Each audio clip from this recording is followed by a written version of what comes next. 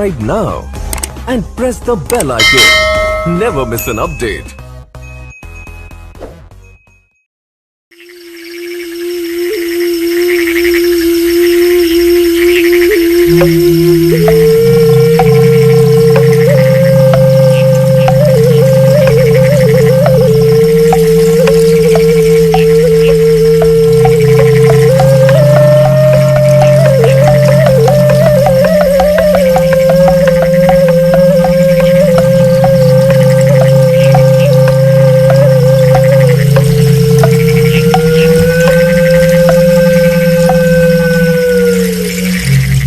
Pura Panti Timbrah terletak 3 km sebelah timur ibu kota Semarapura. Pura Panti Timbrah berasal dari kata panti dan timbrah. Dari arti katanya, panti merupakan kumpulan yang diambil dari kumpulan ketujuh joli yang ada di Pura Panti. Dan timbrah adalah nama dari suatu desa yang berada di daerah Karangasem. Dari desa kecil inilah cikal bakal penduduk. Generasi pertama datang ke Klungkung atas perintah Dalem untuk menjaga perbatasan Klungkung Karangasem. Dan hingga saat ini, nama pura dan banjar di tempat penjagaan perbatasan ini bernama Timbrah.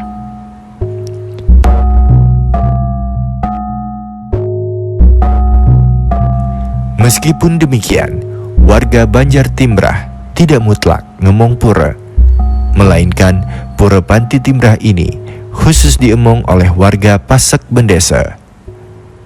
Pengempon pura ini kurang lebih berjumlah 150 kepala keluarga yang tidak saja tinggal di wilayah Paksebali Dawan Klungkung, tetapi sebagian ada yang tinggal di luar desa seperti Denpasar dan Singaraja.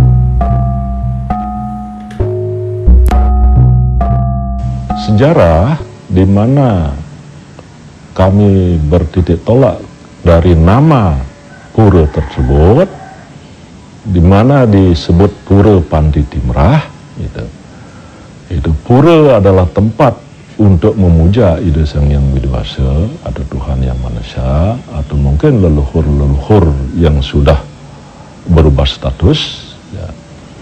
Itu panti adalah kumpulan. Nah, kumpulan panti ini kan itu kami di sini berkumpul dalam satu panti, merupakan satu warga Pasek Bendesa, di mana kami kaitkan dengan joli-joli yang ada yang berjumlah 7 buah, membuktikan apa artinya itu bukti saptersi. Itu diantaranya yang kami dapat persembahkan. Nah, kembali kami menyampaikan dari nama tadi ada yang tercantum Timbrah. Nah, Timbrah ini adalah suatu nama kecil, ya, nama suatu desa yang berada di daerah Karangasem. Nah, dari sinilah asal mula orang-orang tua kami yang datang ke Klungkung atas perintah Dalem mendapatkan tugas menjaga perbatasan Klungkung Karangasem, di mana tempat kami yang sekarang ini.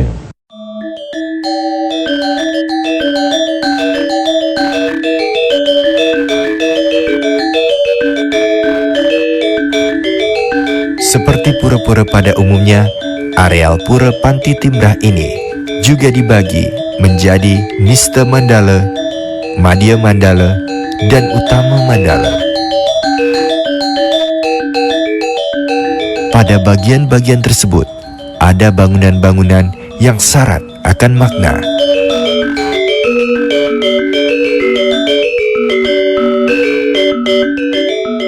Di area Utama Mandala itu ada beberapa bangunan. Di antaranya ada bangunan yang disebut Piasan Nasi. Ya, Piasan Nasi di sini itu ada suatu alat yang disebut timbangan. Nah, kalau kita menyimak masalah timbangan ini, tidak lain di dalam kita prosesi kehidupan ini sebagai umat manusia, jadi sudah masing-masing mempunyai rezeki, ya. Nah, simbol timbangan ini disimbolkan adalah untuk pemerataan, untuk menerima rezeki dari beliau, itu. Di mana yang punya lebih, itu harus menyampaikan atau memberikan kepada yang kurang. Nah, itulah pengertian timbangan.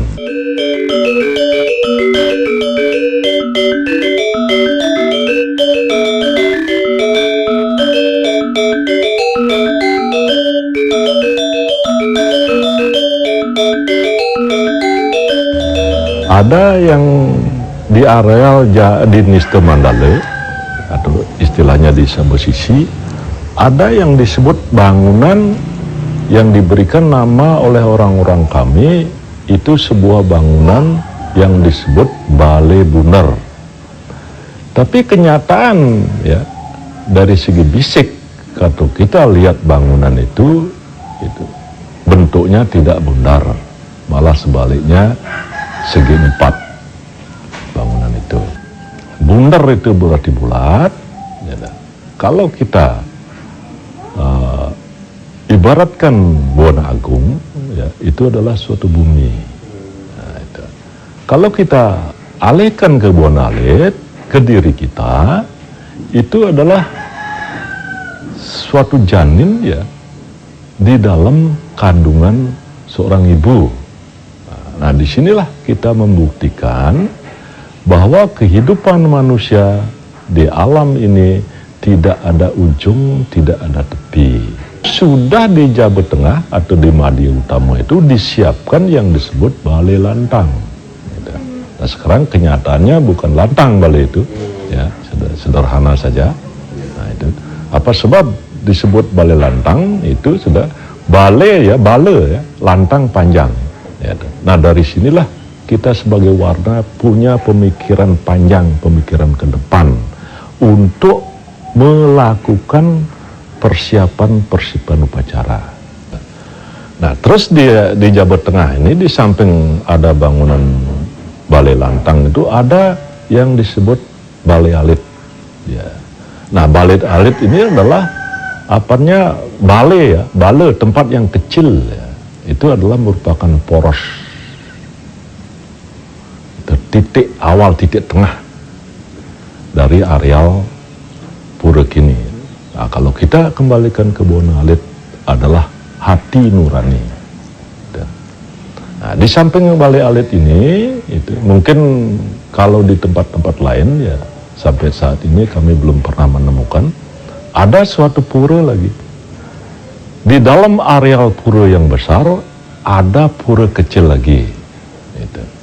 Nah, pura ini disebut Pura Kawitan atau Pura Paibon Pasak Bendesa Timrah. Inilah merupakan cikal bakal Pura Pandai Timrah. Melaksanakan karya seperti umat Hindu pada umumnya, warga Panti Timrah juga akan mendirikan atau nyujukang penjor.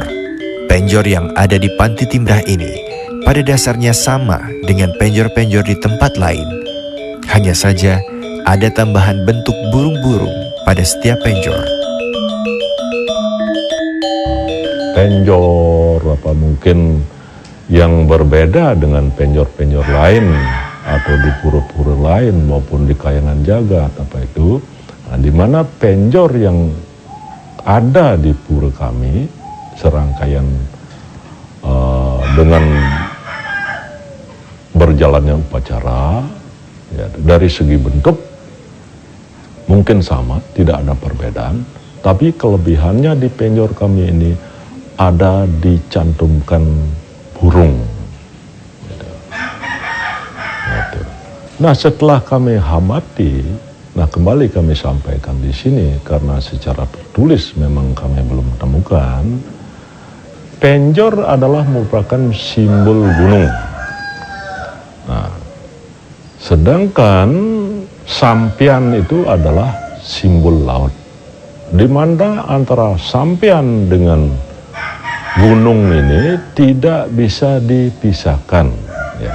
Yang dimana di Bali dikenal atau disebut negara gunung.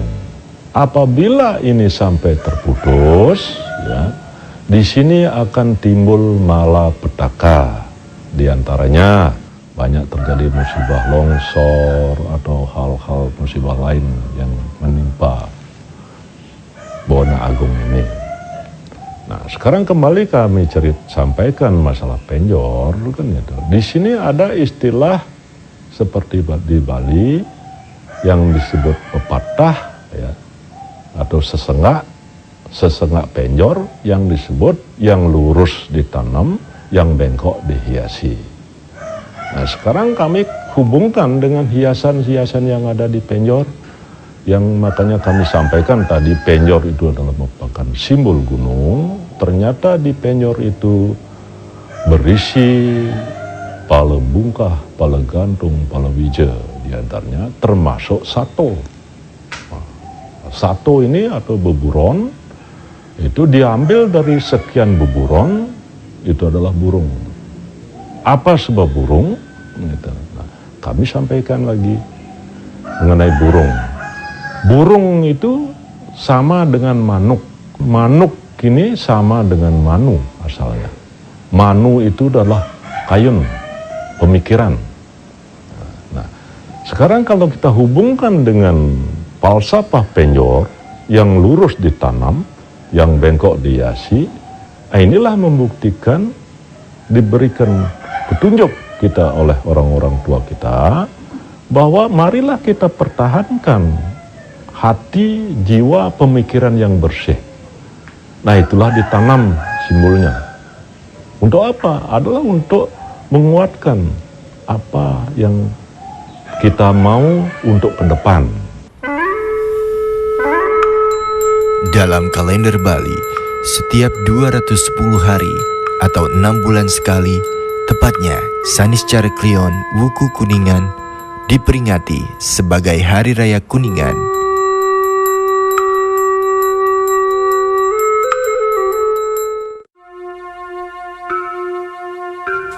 Pada hari suci ini, dipercaya ide Sang Hyang Widi turun ke dunia untuk memberikan berkah kesejahteraan untuk seluruh umat di dunia. Sering juga diyakini, pelaksanaan upacara pada Hari Raya Kuningan sebaiknya dilakukan sebelum tengah hari, sebelum waktu para betara kembali ke surga.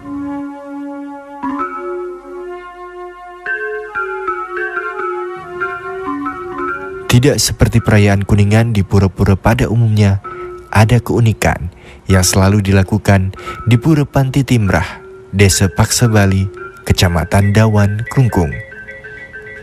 Tradisi yang selalu dilakukan sejak bertahun-tahun yang lalu setiap Hari Raya Kuningan ini adalah Dewa Mesraman.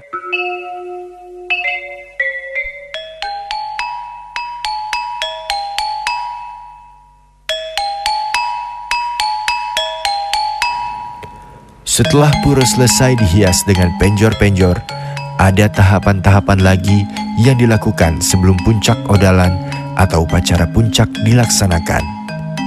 Di antaranya, Nunas Paice yang dilakukan oleh anak-anak di bawah umur, Megibung oleh warga yang sudah dewasa, Mesucian di Tirta Segening sebelah utara Kali Unde, Mesolah, Mesraman, dan terakhir barulah upacara puncak.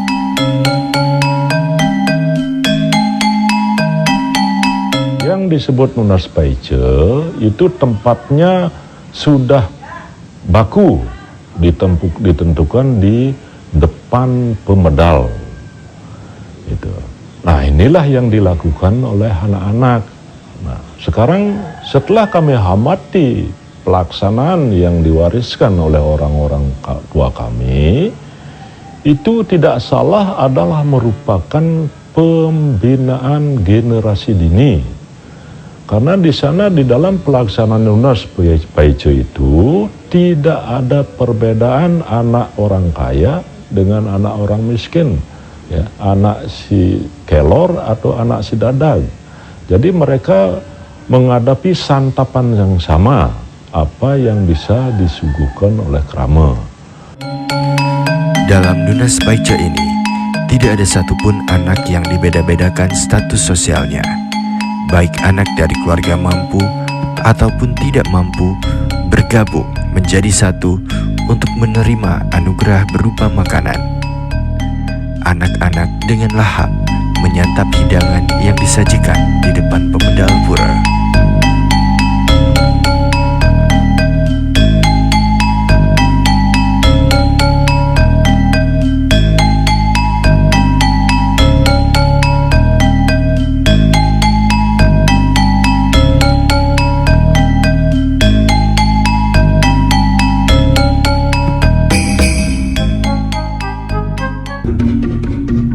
Sementara itu, setelah anak-anak selesai menikmati hidangan dalam proses Nunas Paica, kini giliran orang dewasa yang menggibung atau makan bersama.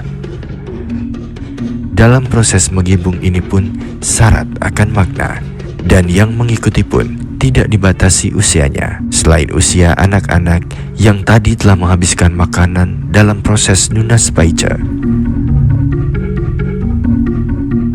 Ini mereka pelaksananya sudah memilih tempat sendiri-sendiri di mana sekiranya enak untuk mereka. Nah, di mana satu gibungan ini terdiri dari 4 orang. Nah, itu beralaskan ancak, ancak, ya, di bawahnya ancak, di atasnya daun pisang. Sekarang kami sampaikan ancak ini kan itu dengan daun pisangnya. Ancak adalah merupakan simbol Buana Agung yang disebut Catus Pate. Sedangkan daun alasnya adalah simbol Siwa. Nah, di dalam gibungan ini itu jadi santapan yang digibung itu sudah jauh berbeda dengan santapan yang disebut Nunas Paica itu. Nah, dari santapan yang digibung ini sudah merupakan tetandingan, ya olahan itu, yang berjumlah 5 macam. Nah, jadi pengertian jumlah adonan atau olahan 5 macam ini adalah tidak lain ya, mewujudkan itu suatu bukti pancen indriya. Gibung itu, megibung asalnya dari gibung. Ya, gibung artinya membagi-bagi. Nah, yang dibagi dalam pengertian acara ini adalah satu pemikiran dengan pemikiran yang lain. Nah, disinilah suatu bukti pemikiran orang-orang tua kita itu kita dibuatkan suatu wadah untuk saling mengisi.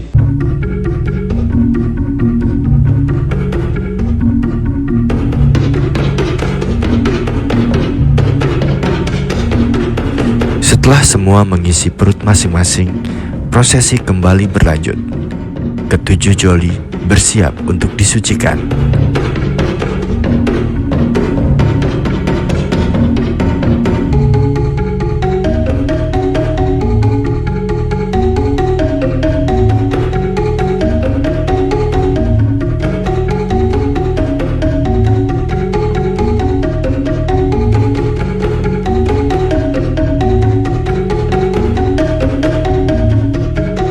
Upacara mesucian ini dilakukan di Tirta Segening sebelah utara Kali Unda. Ritual mesucian inilah yang dipercaya untuk membersihkan Buana Alit dan Buana Agung secara skala dan niskala. Setelah selesai pelaksanaan upacara mesucian ini, ada yang disebut istilah ngemantukang, yang artinya kembali ke areal Pura Panti Timrah ini. Nah, di sana diawali dengan penyambutan oleh sekelompok rejang yang disebut seperti sekarang sejenis rejang dewa. Nah, Cuma di sini bedanya adalah busana hiasannya. Kalau Rejang Dewa itu busananya memakai kembang-kembang biasa. Kalau di Pura Panti Timbrah ini, rejang yang disebut rejang itu memakai busana. Di samping kembang-kembang yang ada kembang khusus yang dibuat dari bahan plendo. Di samping dari segi busana, jadi pelaku Rejang Dewa ini adalah khusus anak-anak yang belum menginjak dewasa.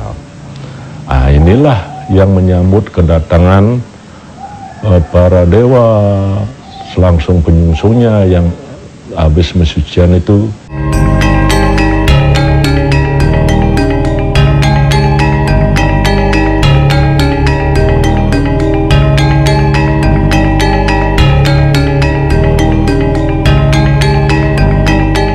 Setelah disambut oleh rejang ini, baru ada istilah mesolah.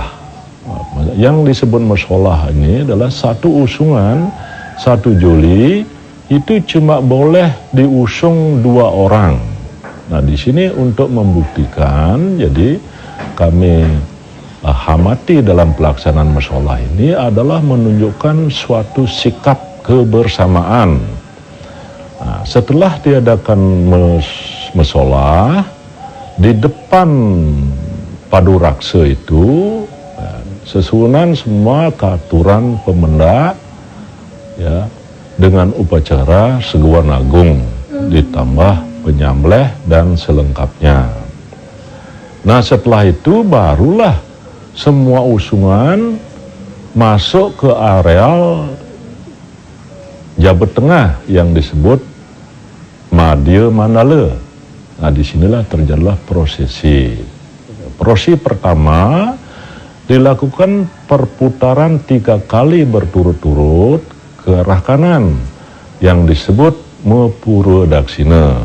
Nah, kalau dari pengamatan kami, Mepura Daksina itu adalah menunjukkan upeti setiti sarira pralina. Dalam perputaran mesolah juga ada acara yang dilakukan 3 kali juga berturut-turut yang disebut ngambang. Yang ngambang dalam artian adalah bertemu atau berkumpul. Nah, semua usungan yang jumlahnya 7, 6 diantaranya bertemu, 1 diantaranya nyejer. Apa yang disebut nyejer adalah berdiri di suatu tempat, didampingi oleh rejang-rejang yang kami sampaikan tadi. Maknanya apa? Nyejer yang disebut nyejer, kenapa tidak ikut bersama-sama ke joli yang lain? Karena ini dituakan, beliau ini dituakan, ya, sehingga tidak ikut dalam proses musraman ini.